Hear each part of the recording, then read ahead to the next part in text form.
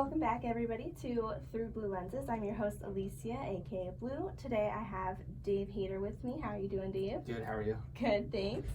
I want to introduce everyone to you as the first photographer that ever got me into this, so I have a lot to thank you for, and that's why we're here today. Aw.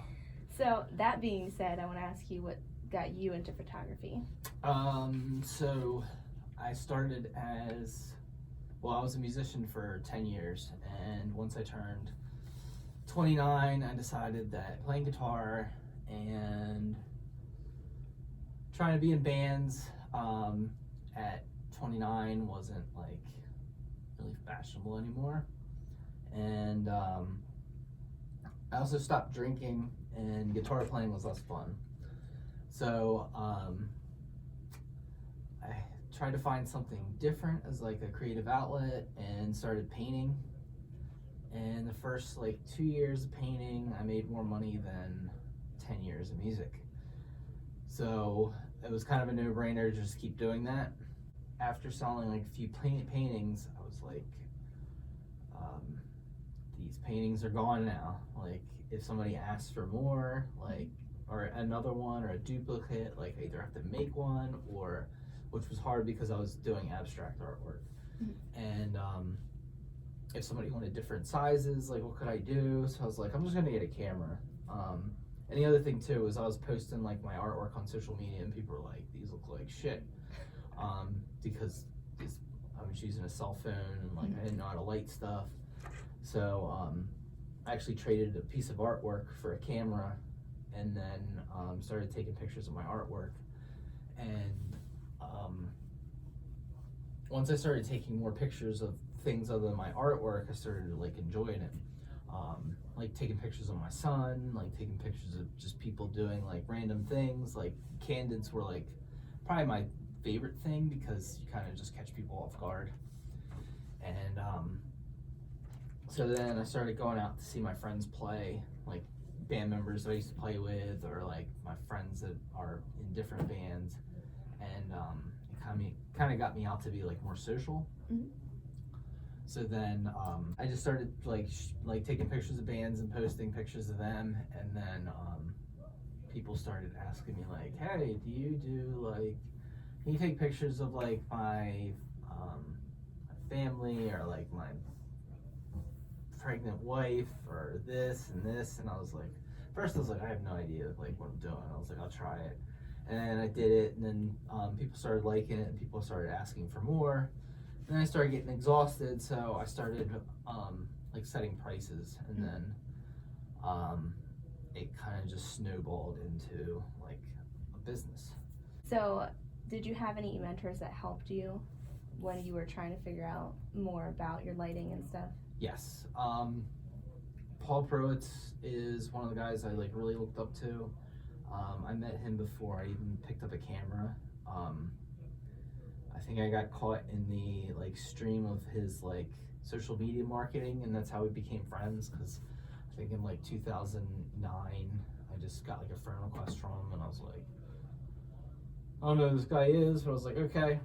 And then I ran into him at an art show, and I was hey, aren't you Paul Pruitt? And he was yeah. And I was and he was just a really nice guy. We exchanged cards, and then I started seeing his work, and then I started seeing him progress as well, he was already established, but him progress into what he is doing now, and he's not even doing photography.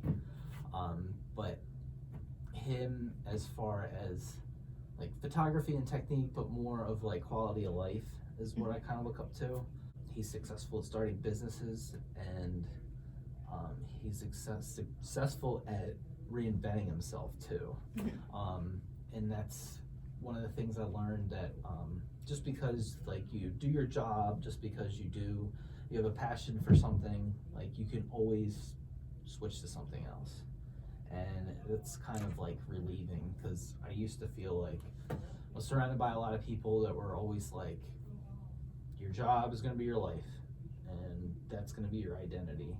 And once I stopped being a guitar player, I didn't know what I was going to be after that. It was rough, because people knew me as a guitar player, and I was and I sit there and think that's it. Like, I'm also a dad. Like, I'm also a person. Like, I'd rather people get to know me like as just a person than a photographer or just what I do. And it's still a long process because it's like stuff like that plays with your ego. And you have to kind of put that aside and be like a human for a bit. I look up to him, yeah, not just for photography, but like just living quality. Oh, that's an even better type of person to look up to then. Yeah. I like that. So you started taking pictures of your artwork, but what was your first person photo shoot experience like? I think I shot like 2 models just to figure out what I was doing, and it was like a lot of fun. It was around, I think, 2013, but it was kind of like a bunch of things started happening. Like, I did that, and then I think I ended up posting the pictures, and then somebody called me on like a Saturday afternoon and was like, I'm getting married in Dover, would you be able to take pictures? And like I didn't even have a car. They were like, I'll pick you up in like 20 minutes. And I was like, Oh, it was that day? yeah. And they were like, I was like, how much? Or they were like, how much? And I was like, oh, like $300. And they're like, great, okay. And it's still like a really, like, when I look at it now, it's still like a pretty good wedding that I shot. But I had like, I didn't know what I was doing. And luckily it was like light out. I didn't know how to like use flash or have light. But yeah, it worked and just got me going. Other than that, like, I did like a mini like maternity session. A lot of it's just like seeing good like pictures to take, like, and not taking picture, like not including things that are like distracting. Like, I always try to like get rid of distractions, whether it's like photos or life. Or life? Yeah. What do you mean by that? Like, I mean, things that like we were talking about, like Facebook, like, and like if it's not like beneficial to me, or if it's not gonna like help me grow, like, I have to like kind of let go of it, whether it's like unfollow it, not give it attention, not give it energy. And I started doing that with like my house, decluttering. Like, I recently got rid of like, I think like 5 like 32-gallon trash bags of stuff. Oh my gosh. Whether it was clothes, camera equipment, like musical stuff, just anything. If I didn't use it within like a thing, it just went to the curb. And having the mindset now, like after making like that whole sacrifice of all this like shit I was holding on to, now I'm more conscious of like what I buy, what I eat, what I like spend my time with, because I probably got rid of like thousands of dollars. Like, I either donated it or just trashed it, but like just collecting all that stuff, now I'm like, do I really need this? Is this gonna sit in my house forever again and collect dust? And there's a lot more things you can do when you don't have yourself like cluttered with shit surrounding you. So do you feel like that with your photography career? You're, like, if it doesn't interest you, you get rid of it, and you've kind of made your own style? I have no idea. I don't know. People say that when they see my work, they know it's me. But I don't like. I'm just really critical, and but a lot of it's just simply like capturing a picture and exposing it properly. That's it. A lot of it has to, I mean, there's a lot you can do with technique, but a lot of it has to do with your eye, like how you see stuff. And I don't know, people ask me all the time, like, hey, I'm gonna do these like headshots, and I'm gonna do these things, like, what should I do? And I'm like, I don't know what I do half the time. Like, I know that a light behind, like a light here does this, a light here does this. I know how to adjust them to like do that, but like, I can't sit there and be like, how do you make a person smile? How do you make a person uncomfortable or comfortable versus being uncomfortable? Like, I think a lot of that has to do with your personality, with getting to like with them getting to know you, Mhm. because I'm probably the most socially awkward person like around, and when it comes to like photographing people, they look calm, Yeah. and I have no idea how I do it. It has to be like a just a presence you give them, where I'm either not intimidating, and I'm just approachable, so it's easy for them to like relax and get their photo taken. Well, from personal experience, you're very nice. You Yeah. know, I don't feel weird around you, which I Okay. appreciate that. I'm Good. sure everybody else does. Yeah, I hope nobody feels weird. Like, No. unless I'm like, hey, I'm gonna like throw a wrench in this thing and goof this whole thing up. But now I like half the time I'm more like I'm just paying attention to taking pictures and hoping my shit doesn't break. So then, what would you say your favorite part of shooting is then? I think just getting images, like when I see something and I'm able to like take a good shot of it, and I look at the camera and it like in playback, and then I'm able like, and I'm like, damn, I got it. Mhm. And there's like always like it's really rare once I start getting more like critical of myself, but like there's times where I'll just shoot, and I'm like, I'll get the shot that I was like, this is great, and like, all right, I'm done, like this is it, like it's like a hole in one in golf, or like yeah, like but you can like, I don't know, you can kind of like compose stuff and manipulate stuff as much as you can, but like a lot of like once you finally get like the right photo, it's like, yeah, it's like you like struck gold. And then my other favorite thing is like showing people like how like the picture like instantly, and like seeing their reaction. Like I do company headshots. People are like, oh, it's like really boring, it's like school photos, like, and I'm like, yeah, it is, but like I have a computer that sits there, and the clients get to see it as they show, and they like love that. And I love it too, because I don't go home and I'm like, oh shit, this is terrible. None of these pictures are like that great, and I don't have to like take a picture and look at it and be like, all right, this is terrible, and then flip the camera back at them and be like, hey, this looks weird, don't do that. Now I can like, I take the picture and it pops up, and they're like, oh, that looks weird, let me not do that. Yeah. Or I can be like, hey, can you twist a little bit this way? It'll benefit like your angles if you went like this, or try this, and I can see instantly if I have to like change my angles or change lights or anything. Yeah, I like technology a lot, because it takes a lot of like the guesswork out, and it makes things like a little bit faster, but it also makes them more fun. Like I go to sites where like I'm getting like $1,000, and I used to have like a lot of pressure, but like everything's there for me, so I'm just like click click click, great, and then that's it, like, and they come out real good. yeah, and I was nervous the first few times, but now like after working with a few companies, they're like, we had a really great experience, and I'm like, cool, so did I. I'm like, keep doing this, great.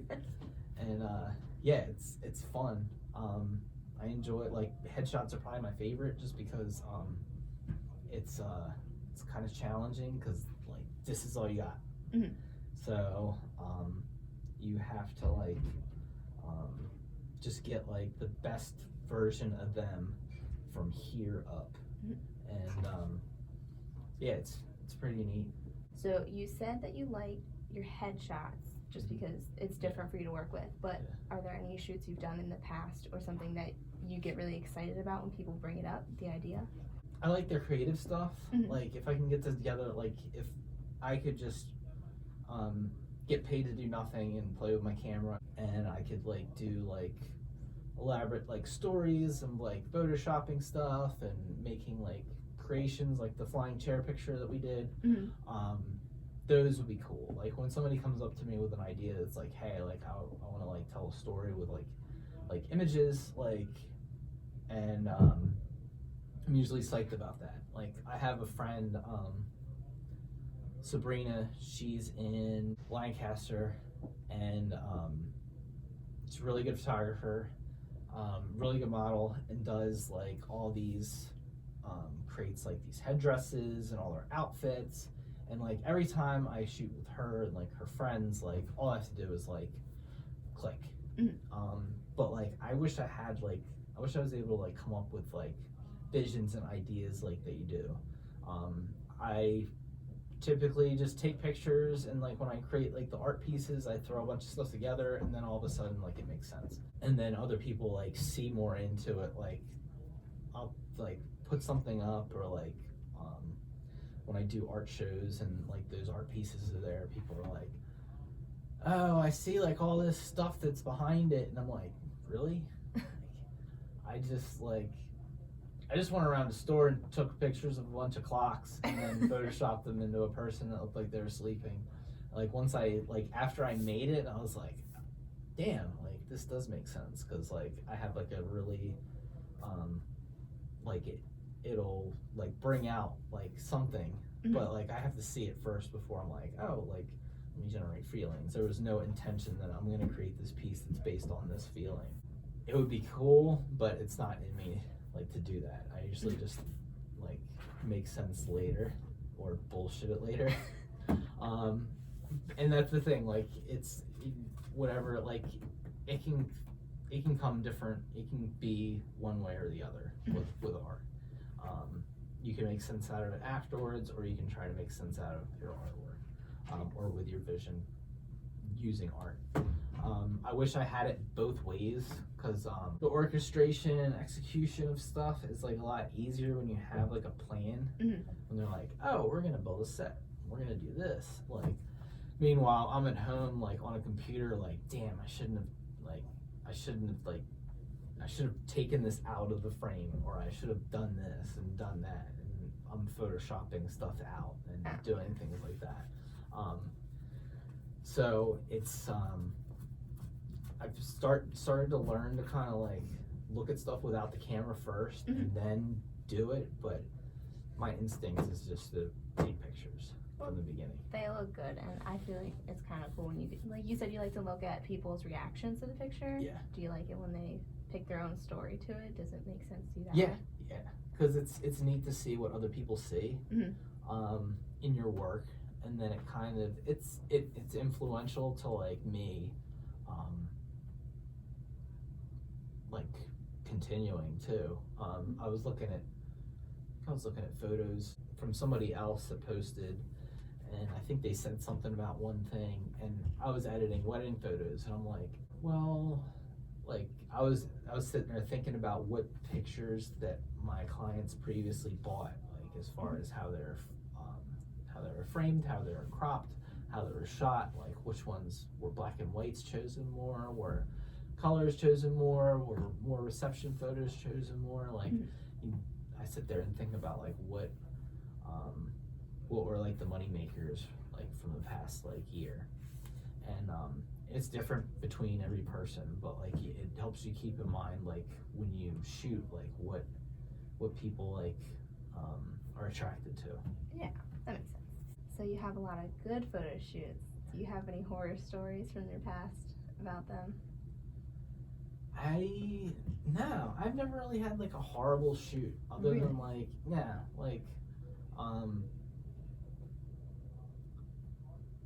no, I mean like the clients I have are generally like kind of know me, and I think like they know me, like I'm a nice person, and I also don't like put up with bullshit.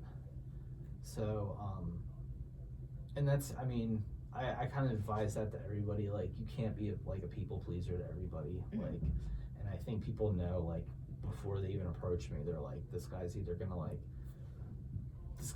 gonna like bend it at something if I really come at him, so I'll probably go elsewhere for somebody. But my clients are generally happy with like anything, and if I have to fix something, I fix it like right away. Like nothing's ever perfect, like they can always be like, hey, can you like Photoshop this out? I'm like, sure. Or hey, like, do you have any other like options with this? Like, but as far as like an on-set shoot, like I've never had any like arguments with anybody. Complications. No Everything's complications. Good. Yeah. Wow. I mean, Consider you very lucky for that.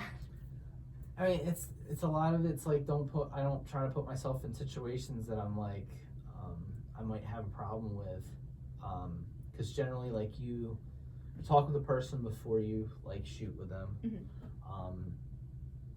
If you connect, you connect. If you don't, you don't. Yeah, I've never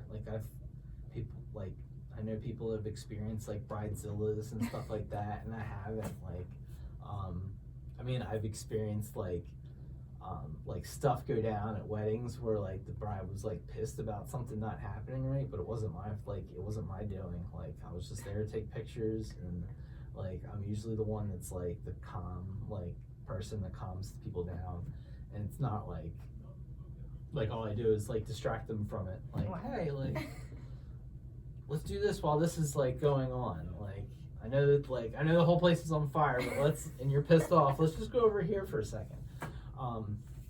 But like, Well, that's lucky. yeah, That's really lucky.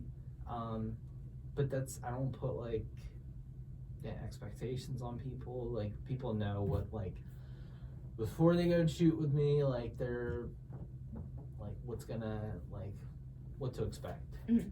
And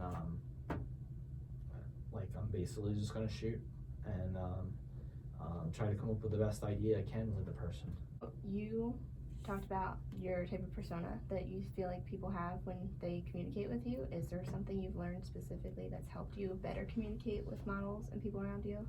I don't know, maybe it was like having like 17 years in customer service that it just, and in like a shitty industry that like it makes it easy for me to like approach people or have people approach me with anything. Mhm. And be able to like just talk to them the best. But I don't know, I get as nervous as anybody like with things. I try not to like let people see me sweat when I have clients. I don't have all the answers when I like deal with people, but it's you just try your best and find that like, and that's it. Well, you do a good job. Thanks. I mean, it's like I don't know, like everything's kind of just set out for you. If you can't do it, there's other people that can do it, like, or help you. So if you don't know what you're doing, you ask for help or you research it. Like people are like, oh, there's like people that went to YouTube college, and I'm like, it's there for Yeah. it's helpful. Like experience, like you should do the research, but also apply it too. Like you can I know people that are full of tons of information, but once they get out to like go work, they don't know what they're doing. Yeah. Or there's people that like buy a whole bunch of stuff and don't know how to use it. Or there's a bunch of people that feel like they can take on weddings and be a professional photographer and they only have like one camera. Yeah, you have to be prepared. Mhm. And you have to be like educated. And I'm not saying before you do anything, go ahead and do it. Like whatever, like fail. Mhm. Have horror shoots. Like you'll learn from them or you'll quit. And that's kind of my mentality. Like it's okay to it's okay to mess up to a point. Mhm. But when like you want to like operate as a business and like take people's money and like build up a reputation, like you have to protect yourself as far as like anything like not can go wrong but will go wrong. Right. Like it can rain, it can be too dark, your cameras can break, lenses can break. Like I've broken stuff like while I was working and kept going, because one of the first things that I learned from Paul Pruitt was like I saw a post and he had like 2 or 3 cameras just laying out, and he's like, you have to have, all it was just the thing that said like if you're going to be a professional photographer you should have backups. And I buy at least 2 of everything. before I even shot the first like models I shot. Like I had one camera and I was out taking photos and it was hot out and the camera stopped working and I was like,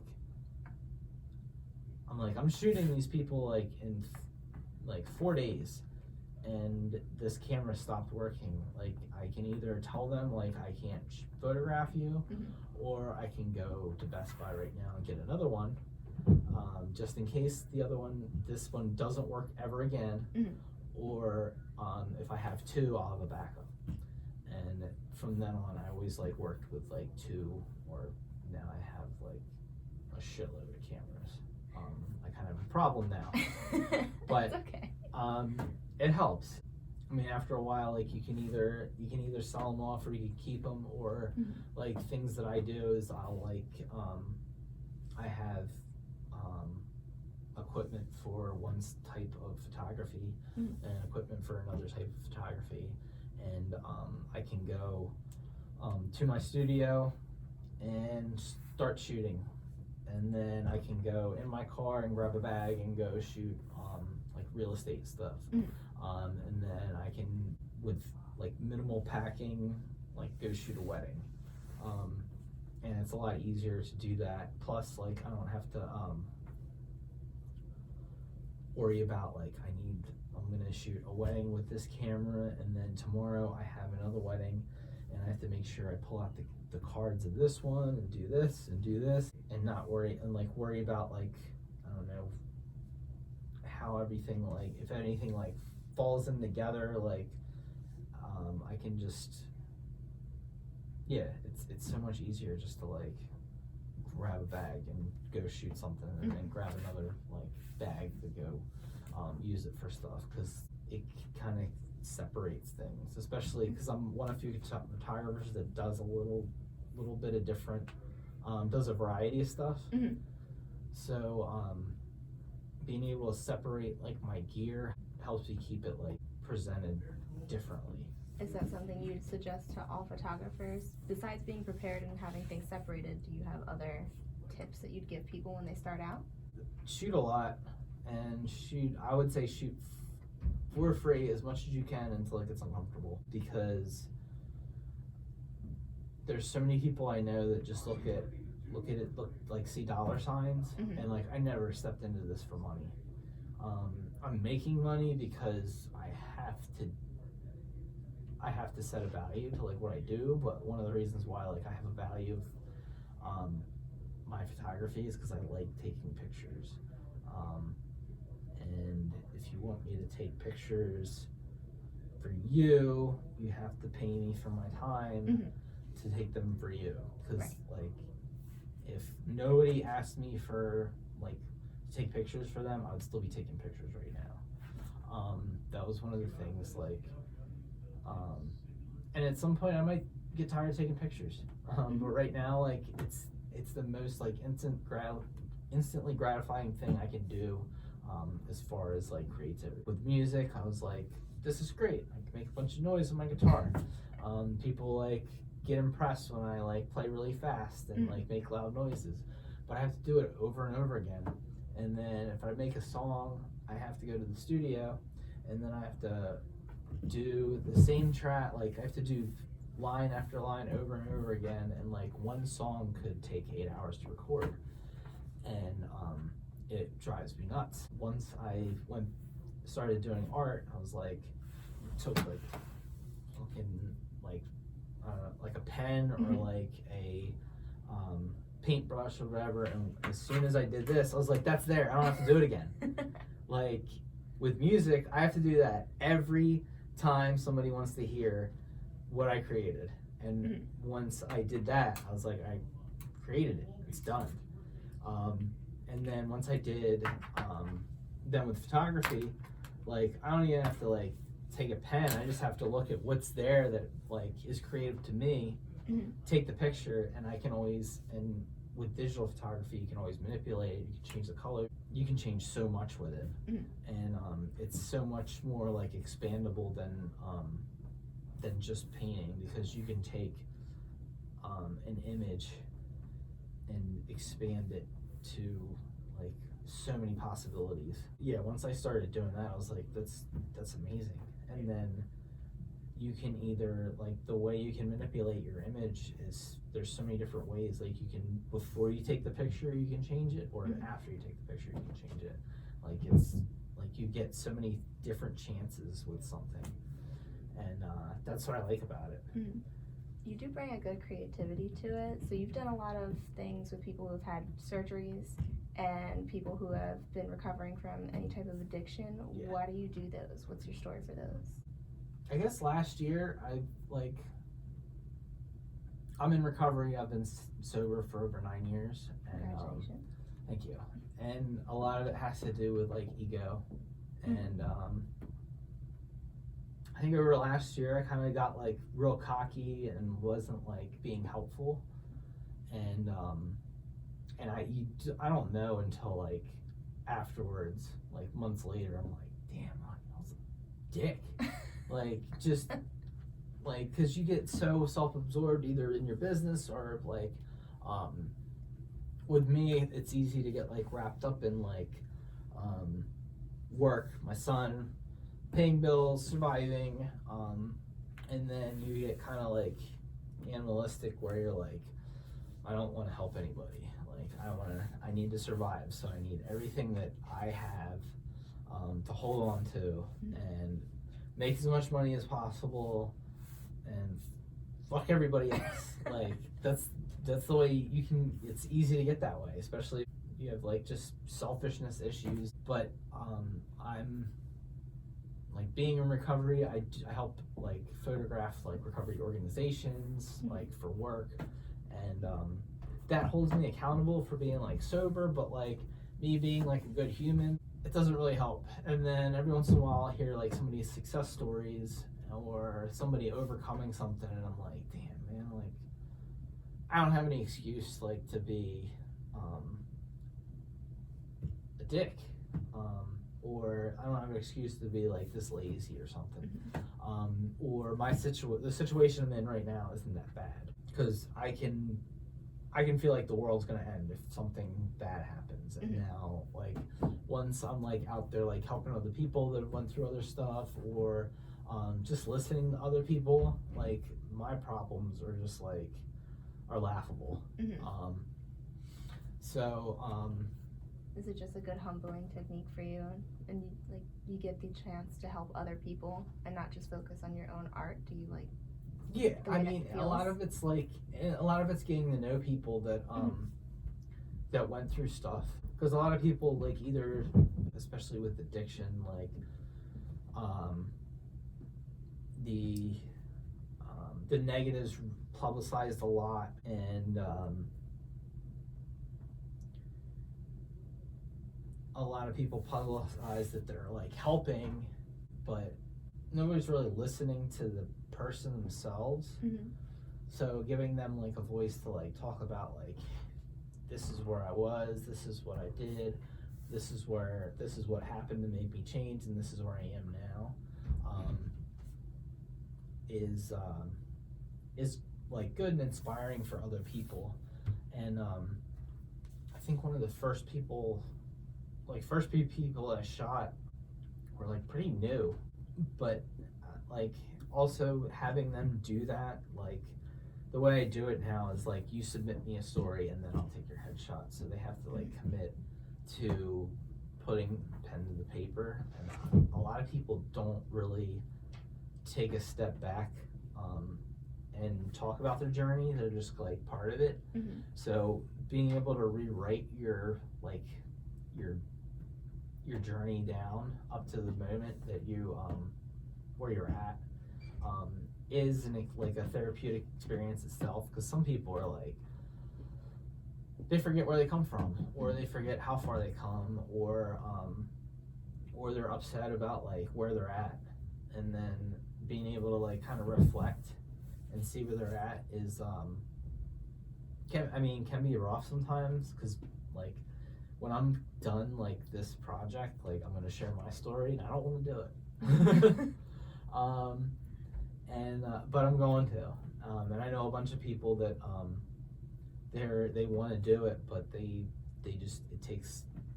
it's hard for them to write that down.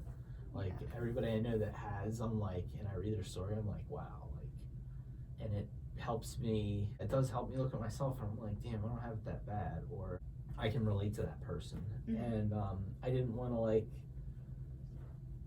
focus just on addiction or in recovery, even though that's part of my story.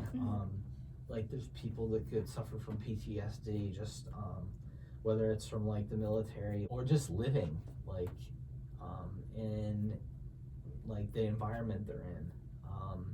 And people, I'd like to hear about people that overcame that, or people that overcame depression to be where they're at.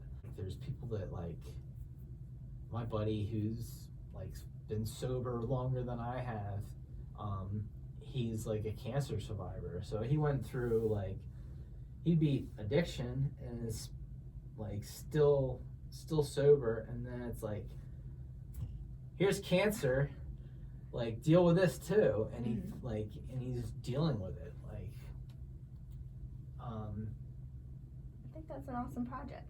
Yeah, it's been great. I'm like, it's gonna take a long time for me to like actually get like a full book together, and I'm not aggressive about it. Like if it, like once it gets there, it gets there. But I think I have a good few people, and there's a guy, I think he's traveling from Ohio in April, and I believe he has his own podcast as well. He's a public speaker about bipolar disorder and how he overcame depression, and he messaged me, he wants to come out and meet somebody in Philly, and I told him if he would like, if when he's in town, I would take his picture and to send me his story. And yeah, it's great that it's gonna like expand. Eventually, like it would be cool just to just meet more people that have went through stuff, just to have them like contribute. I think it would be a great book to like circulate. That'd be awesome. Yeah. I'd like that. Yeah. So if you weren't a photographer now, what do you think you would be doing? I would probably still be doing art, but probably still be working like a day job.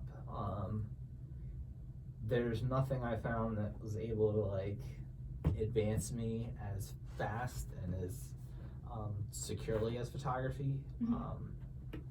I don't know, I'm one of the lucky ones, because like I've talked to people that have been like pros for like years, and they're either quitting or they're coming to me to get work. And it's just one of those things that you have to, a lot of it's just building relationships. Like it's not just like manning a website, it's not just posting constantly on social media. It's like going out there and like connecting with people. Like a good portion of it is marketing, but like I haven't updated my website in like 2 years. Like I have the specific content on there. It's stuff that says, hey, I'm Dave Hayter, I'm a photographer, here's examples of stuff that I do, and then contact me. Like you're better off like you don't want to give everything away. Like I have my Instagram where I post just business stuff, and then I have a Facebook page that I share stuff on, and then my own page that I mix like my own personal life with and the business stuff. And I don't want to be all about business. I want to be like about just like living, advancing, and there's way more than just like constantly being out for money and out for like attention. You have to like get to know your clients. You have to get to know just people in general. Like I don't want to constantly looking at like people as far as like what they're worth. Somebody went to some like multi-level marketing thing, or I got cornered in something, and they told me like the average person you meet is worth like $500, and I was like, why the fuck would I want to look at somebody like that? Like the average person I want to meet, like I want to know like, do they like something?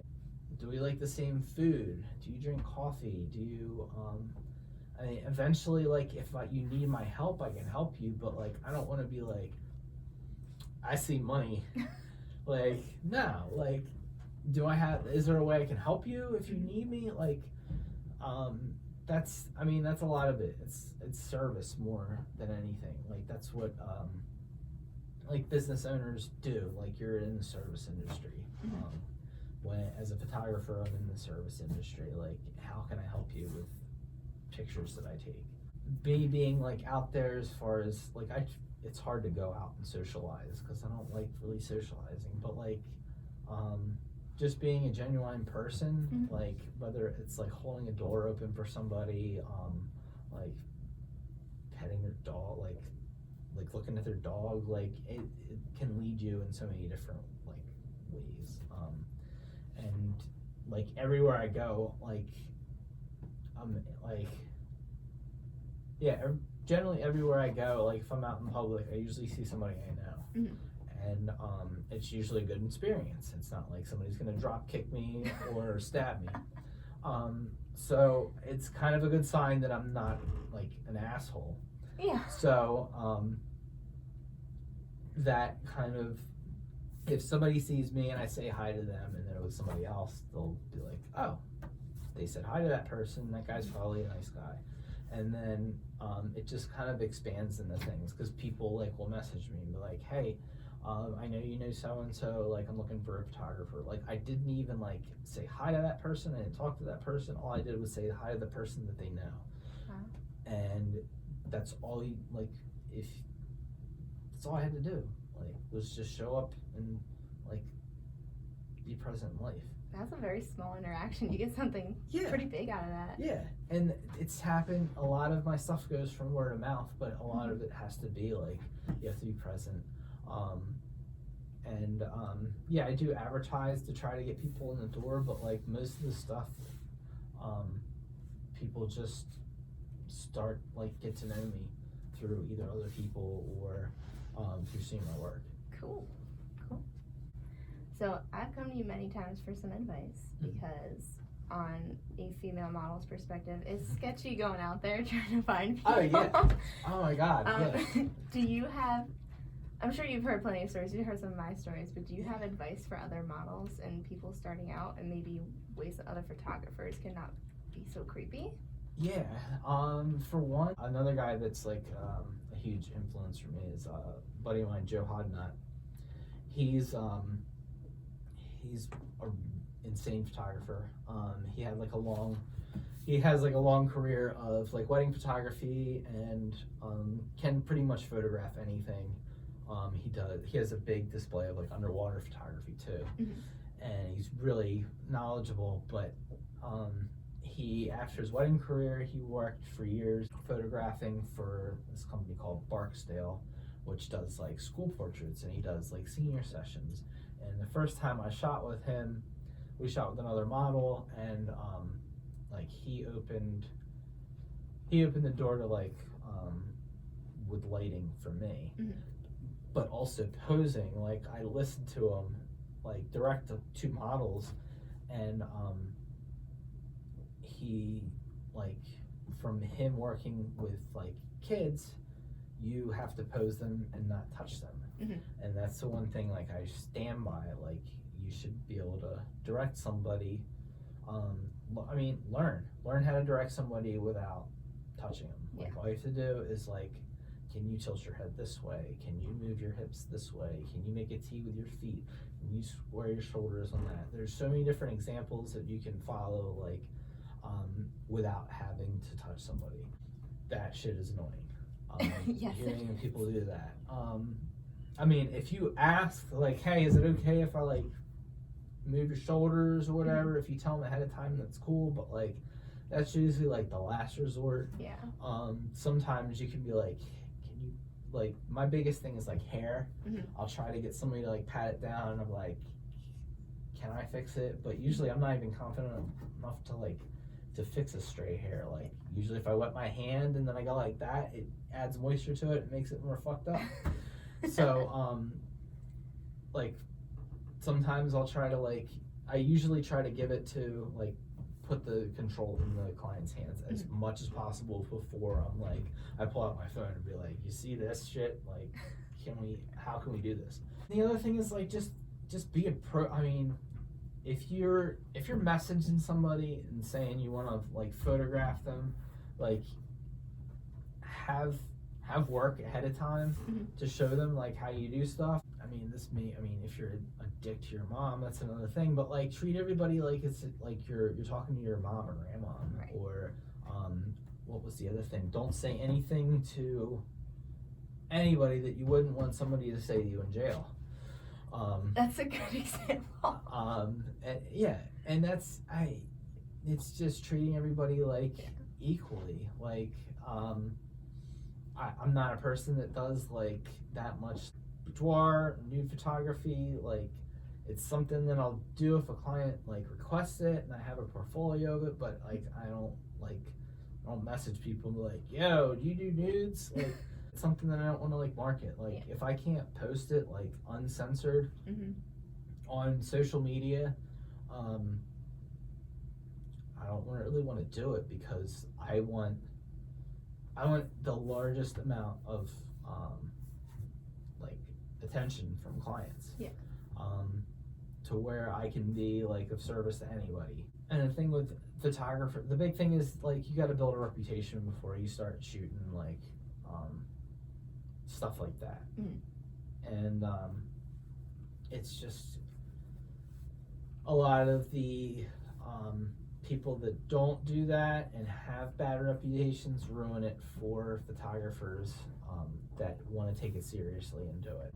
And generally, like when people come to me that say, hey, I want to do like boudoir photos or like nude photos, I will be like, I suggest that you go to one of these female photographers first, talk with them, because they are the ones that I like and trust the most before. And if you like still want to go with me, you can come back to me, but talk to them, talk about pricing, talk about what their packages are.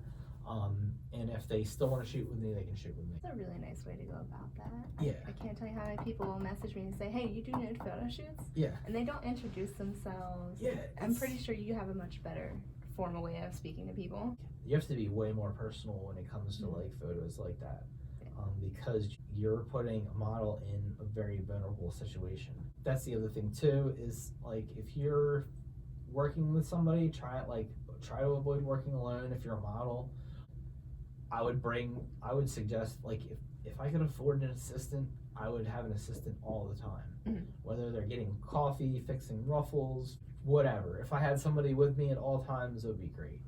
There's so many times where I'm like huffing and puffing, like setting stuff up, where it would be cool to have somebody with me. Yeah. The same thing with models, like, and clients too. Like, anybody that's a photographer that's like, I want you to come alone, tell them to fuck off. like I don't care if that makes if you feel like that's blocking your creative process, fucking try harder. Like, I don't want to there's no excuses for that. Like, I'm not the greatest photographer, but like, you have to work regardless of the situation. If you can't work regardless of the situation, you shouldn't be doing it as a fucking job. Like, probably not. Yeah. It's not a this is like a privileged opportunity to be a photographer. Like, I have like a lot of respect for like good photographers. I have a lot of respect for photography. Like, you're taking pictures that are like, you're basically freezing time, like with an image, like, and the importance of that is tremendous. Like there's pictures when people are gone, those are still gonna be there. When people like just the picture alone can either like will be like can evoke emotions in any way. Like the power of just one still photo is crazy. You have to really consider that, whether like when you're like taking photos. That's where like you have to learn how to pose, learn how to and like, I'm not the greatest. I'm still like, you have to keep learning too, because like have, like, sometimes, like, I don't, like, I'm not on my game. Like, yesterday I like basically just jumped on a shoot because I woke up and I was like, saw somebody post like, hey, I want to shoot, and then I'm like in this like photography meetup group, and a photographer was like, that was in Dover, was like, yeah, I'll do it, I'm messaging you now, and I was like, I'll do it. And I was like, only if you have time. Like, I was putting out like every other like way for them to like say no, because I was like, if you have time to stop by here at this certain point, like I just made it like really like possible to where it was like, they're probably gonna say no, this would be cool. They were like, okay, like I'll be like down in like an hour, and I was like, shit. And I was like, all right. I challenged myself. Like I was like, I'm gonna pick like 2 lenses, and I'm gonna shoot for a half an hour in the parking lot of the gym I go to, and we're gonna run into like the arcade that's nearby for like 10 minutes and see what happens. And I got like 20 some pictures that were like good. And it was a person like I never met before. We just like talked and I shot, and then like it wasn't like it was a person that I like wasn't used to, and like this was the first time ever meeting him, first time like I didn't even see anything past like their head. And I had to work with it, and that's the way, like that's part of the job sometimes. When I go shoot headshots for like companies, like I have anywhere from like 10 to 50 people of all shapes and sizes that you have to like you have to change for them to get the best picture of them. You're taking the images for yourself, but like I'm taking the images for myself to because I want to put out my best work, but like you're doing a service for them. So you should you have to really be considerate of especially people's feelings, especially people's safety more than anything, whether it's emotional safety and physical safety. I try not to like, I would probably hurt myself before I hurt like before another one of my clients gets hurt. I'm pretty sure I have hurt myself, like falling off stuff. Yeah, I'm pretty sure I have, because I've climbed some stuff to shoot. Never shoot on train tracks. That's like it's tacky and it's faux pas. It's been done. But that was one thing that I was like, when I first started out, like I think I took pictures of like somebody nearby the train tracks, and somebody was like, no, don't do that. And I was like, fuck off. And then you start seeing it, pictures of it, and you're like, oh, I know what they're talking about. I'm just gonna like not do the train track thing. If you're a model and you're starting out, like bring somebody. Actually, even if you're a client, like and you're with a photographer, like you should be able to bring somebody. Like the way I look at it is I'm like the more the merrier. Like if I'm photographing you, just you, and you bring your friend and they see me do a good job, it's highly likely they'll consider me to be you, like them to consider hiring me for anything. That's a good point. And if you bring 4 people, that increases it by 4. And then if I said, no, I just want you to come, and then you tell like your friend Ashley and your friend Kim that he didn't want that, they're gonna like 2 other people, and the more people you tell are just gonna be like, this guy's a creep. Whatever you do will affect like your future, so you have to just kind of be mindful of it. Absolutely. Yeah. People aren't. Yeah. Now, earlier you said you might not want to be taking pictures in the future, but as of right now you do, right? What are your future goals regarding photography? I just want to stay like sustained. Like I don't care if I make like 6 figures would be great, but I mean I came from a job that I worked for 17 years, and I think I maxed out at like $28,000 a year, and like I made that, I think my like 2nd, 3rd year of photography, like in a few years of photography, like I got up to that. Having the freedom of being able to live and get paid for what you like doing is like great. I don't want to be like, I grew up with parents that worked 60 hours a week and like 70 hours a week, and they're like paying for all the shit that they have and provided a great life for me, but like they're exhausted. Like, and I want like a better quality of life to have, to show my son too, that like you don't have to like you can do this. Like you, like if you feel like you want to work like 60 hours a week and get overtime and do that, you can. If you like your job, like you could do that, like but you don't have to. And things, because of like technology and people just realizing like how important like living is, like it's starting to change more, and it's good. And like I wouldn't have been able to do this like, I don't know, 20 years ago or more. And that's like when I was like, when I first dropped out of college, when I was like, you get a job with benefits. She's like, before anything else, just get a job with benefits. And it was great. Like when I started out with a job with benefits, like I had my like whatever, a week or two of vacation, I had my medical, dental, and eye insurance covered. And then like I could, like at the time, like I had like I think it was like a 7 to 3 o'clock Monday through Friday job, and it was cool. I had weekends off, and like I could like live. And then all of a sudden, like people were like, things happened where they were like, you need to be available as often as we need you, and you need to work nights and weekends, and you need to split your shifts up between opening and closing.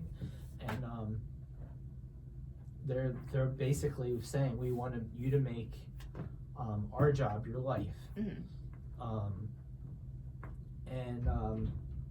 If you, since you're already like dug in, you have a risk of not having any of that if you say no. And I was like, and I had no choice because I was getting married, I had a kid on the way, and I was like, yeah, I have to do this to like better my family and keep what I needed. Then I mean after so, but you just hung on to like mediocrity. It's like being in a shitty relationship, like dating somebody that just sucks. Like the security's there, but like inside you're like fucking dying.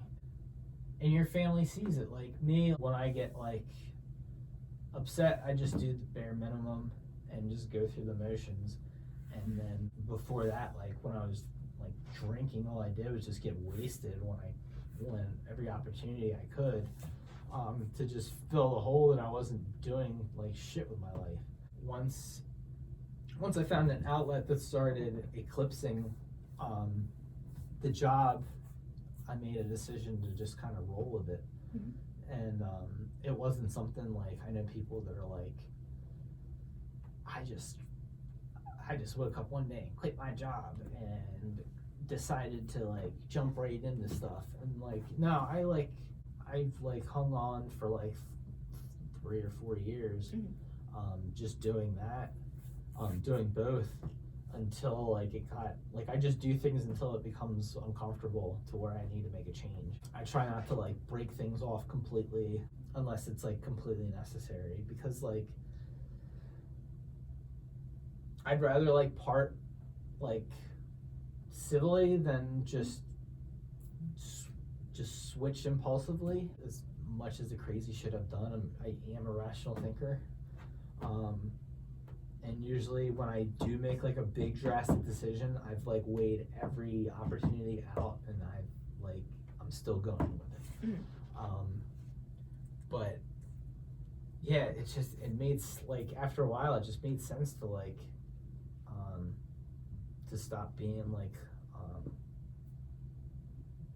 a slave to like the company where I was with.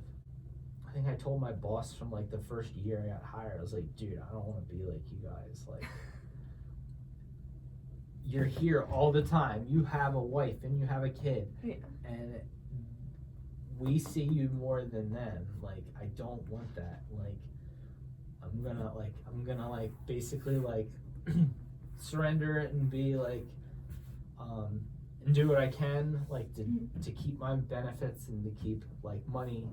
Like the security was nice because I had money that came in every week. I was okay if I got hurt or something like that. But like if you're making like absolute shit,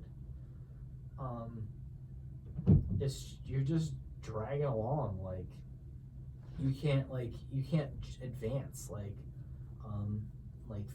$15 an hour is like peanuts now. I saw a study where there was a CEO that's like, I pay the lowest person in my company, even if like the custodian gets like $70,000 a year, because I did this guy was like, I did the research, and people that make 70 grand a year can live comfortably even if a drastic change in their life happens. Mhm. And that's where, once I saw that, I was like, I need to keep that mindset. Like, I don't, like, that's not where I'm at, but like, that's like, people ask me like, where are you gonna be comfortable? And I'm like, if I make 70 to 100 grand a year, I'd be comfortable. Like, I'm happy and comfortable now, but like financially comfortable, like statistically, that's where you kind of need to be. Mhm. Which, it's a lot of work. The way things are like going, like I'm happy. If shit happens, like shit happens. Like I'll pay for, like, as long as I work, I pay for it. Mhm. And if I can't pay for it right away, I'll work on paying for it. But constantly feeling like you're in like this hamster wheel. So I feel like it sometimes, but now it's like, you know, I can step out sometimes and like take a break, or like I have the freedom like to like care for myself. Like my girlfriend and I have been talking. She was like, you need like a designated day off, and I'm like, but I'm like self-employed. Every day feels like a day off. Like I get to go to the gym all the time, and I get to like spend time with my kids. Like this is a great job. And she's like, but you do think about work a lot. Mm. And I'm like, you need to have a day where you can like unplug. And I was like, no. But then like today I was like, no, I still didn't take a day off. Like I just chilled. Yeah. But just having the control of like your being able to live happily is good. And it's simple, like what I talked about before, like declutter things, and don't worry so much, and just kind of, I don't know, like follow your passion. That's more than anything. Like I still know what my passion is, but it's just like a lot of it's just like to live and like create stuff. Like that's my whole thing from when I was like growing up. I wanted to create something. I enjoyed like making sculptures and shit with Play-Doh, and then drawing stuff, and then once I found like an instrument, like I started playing it, and once I found photography, like I felt like at home. Yeah, so you have all kinds of talents then, because we talked about your guitar and your painting. Mhm. Now you're doing Play-Doh sculptures. You do all the art. Yeah. Are there any other talents or hobbies or things that you really enjoy doing besides photography? I'm a scratch golfer. Really? Yeah.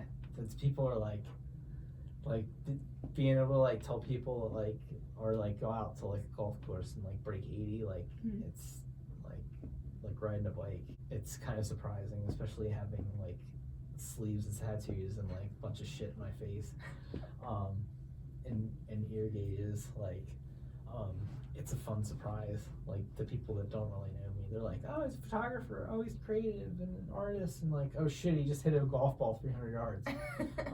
And like got a birdie on that hole. And then they're like, when's the last time you played golf? I'm like, a few years ago. They're like, what? Like, yeah.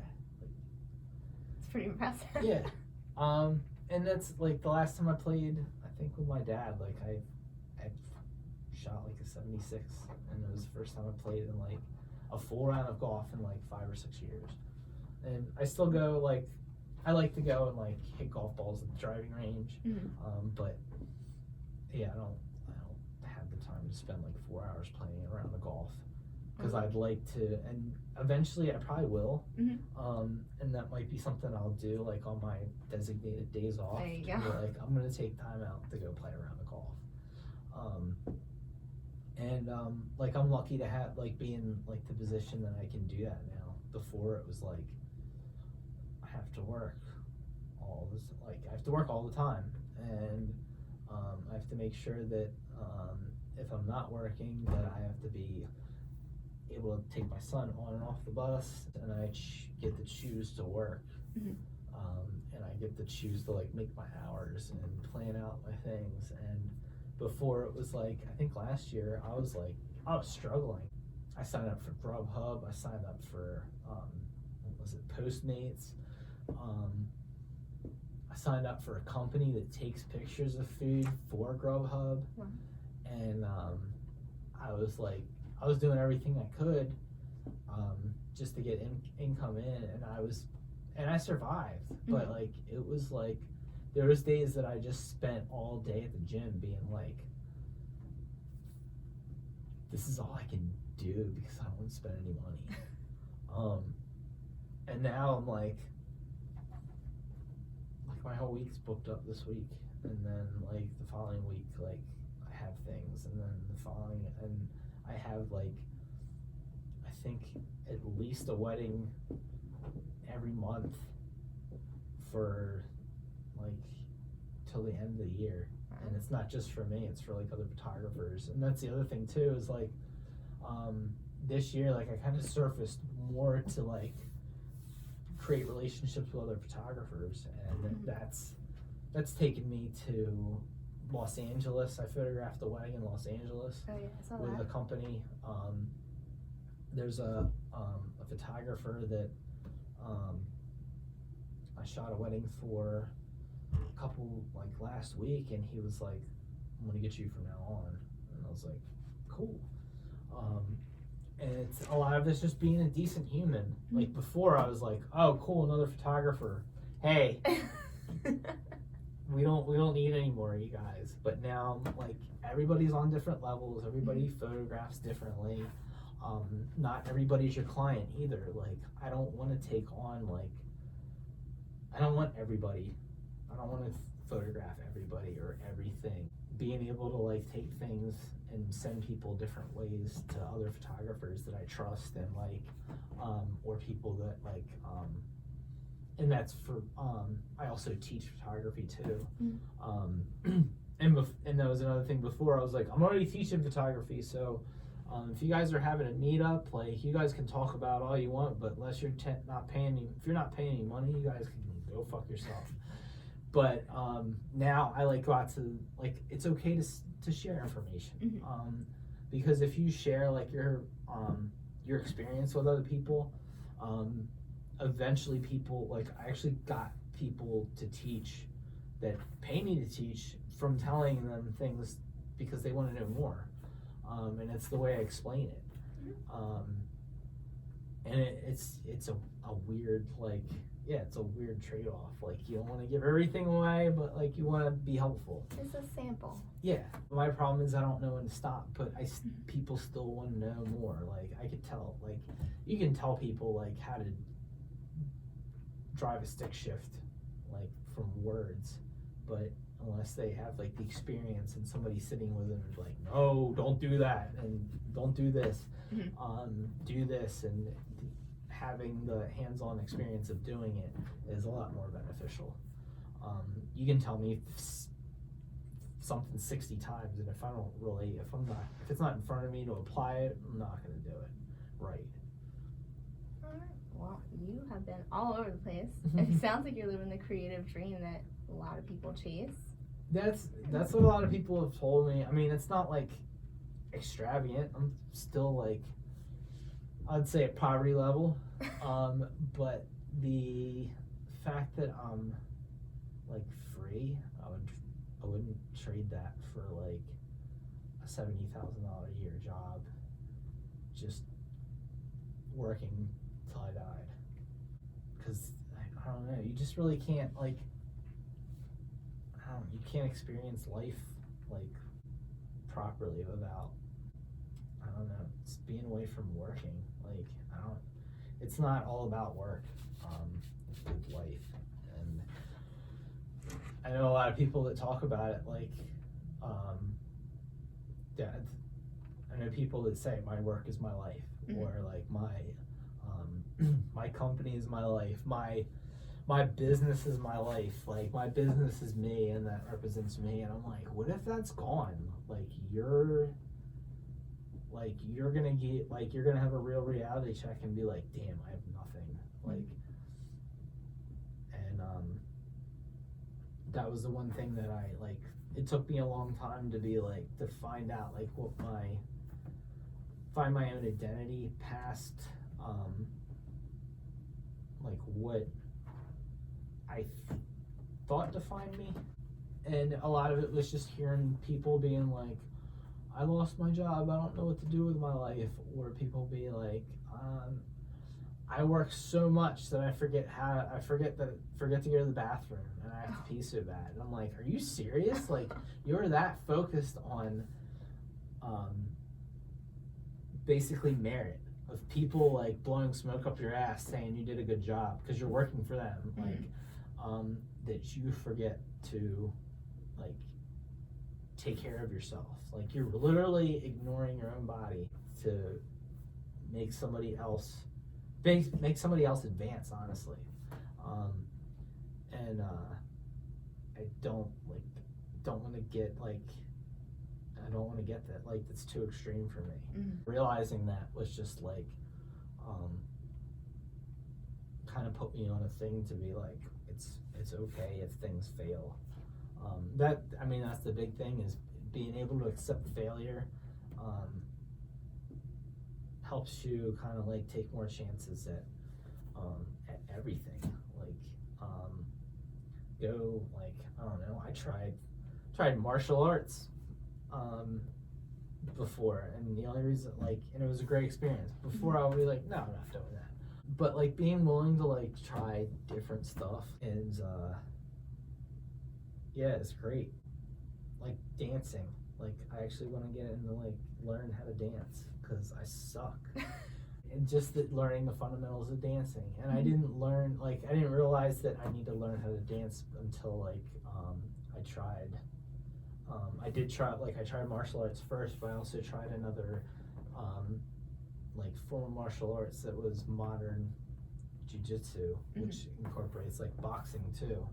And I was like, I don't have this in my core to dodge and move like you guys. And I was like, what the?